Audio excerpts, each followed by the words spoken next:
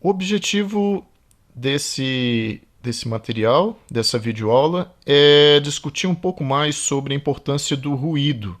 O que é o ruído e de onde ele vem e quais são as características e a natureza do ruído.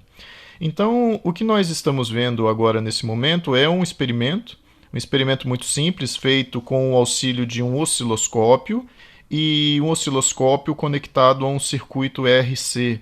Então, temos um circuito RC, um resistor, um capacitor, um cabo conectando ao circuito RC. Então, nós percebemos que o circuito de alguma maneira está gerando um ruído. Esse ruído, percebam que nós temos a escala do osciloscópio na escala de 20 milivolts. É um ruído de pequena amplitude, mas esse ruído ele tem uma natureza aleatória, ou seja, os seus valores eles sobem, descem de uma natureza com uma natureza aleatória e imprevisível. E de onde vem esse ruído, né? De onde que ele aparece? Como ele é gerado? Bem, percebam agora, nesse exato momento, que existe um circuito RC, resistor e capacitor, e esse resistor e capacitor está gerando ruído. Perceba que não existe nenhuma fonte, nenhum circuito gerando sinal ali. Então a pergunta é: mas como pode? É possível que um circuito RC conectado com ninguém ele gere um ruído? Sim, é possível, como a gente está vendo.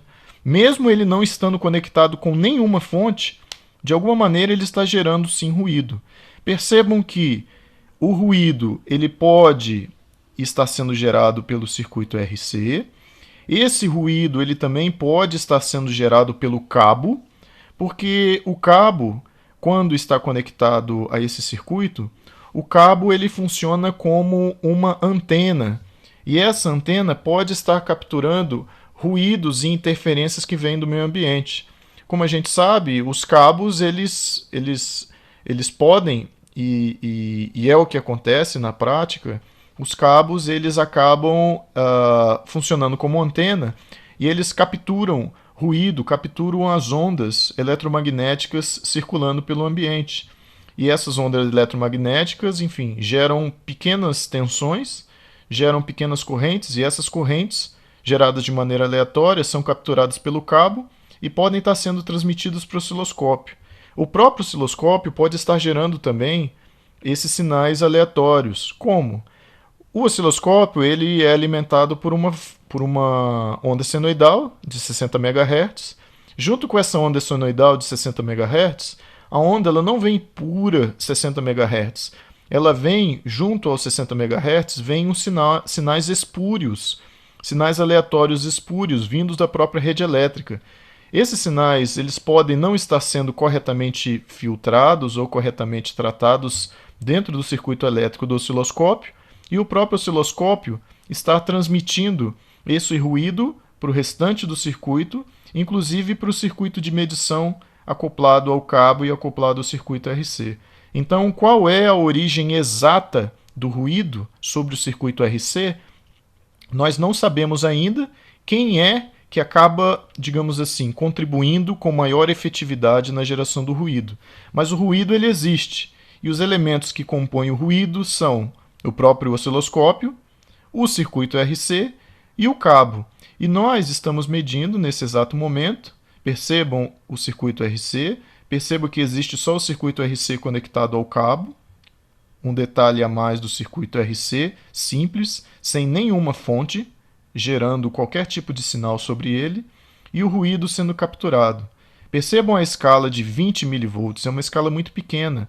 Porém, 20 milivolts, se nós estamos tratando de um circuito elétrico tradicional, normalmente utilizado na indústria, esses 20 milivolts não fazem diferença.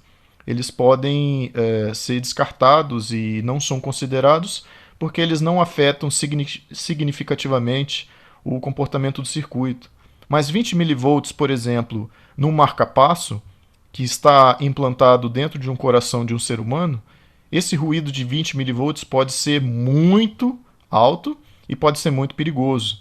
Então, 20 milivolts para o marca-passo pode ser um valor inaceitável. Então, Para um circuito elétrico de um marca-passo, por exemplo, seria necessário nós utilizarmos filtros para poder remover esse tipo de ruído do circuito. Então, agora nesse exato momento, vamos aumentar o zoom para a gente ver um pouco melhor qual é o comportamento desse sinal aleatório. Vamos aumentando o zoom e nós vamos percebendo uma espécie parecendo ondas senoidais. Percebam certo tipo de senoide umas senoides que vão chacoalhando de maneira aleatória e imprevisível. Então, percebam, as ondas elas vão fazendo uma espécie de senoide. Agora aqui ficou mais interessante da gente ver.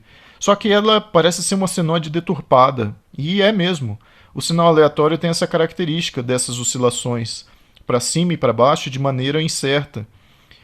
Existe um resultado provado por Fourier, faz bastante tempo, que Fourier ele prova matematicamente que qualquer sinal pode ser reconstituído por uma soma de senos e cossenos com fases e amplitudes distintas.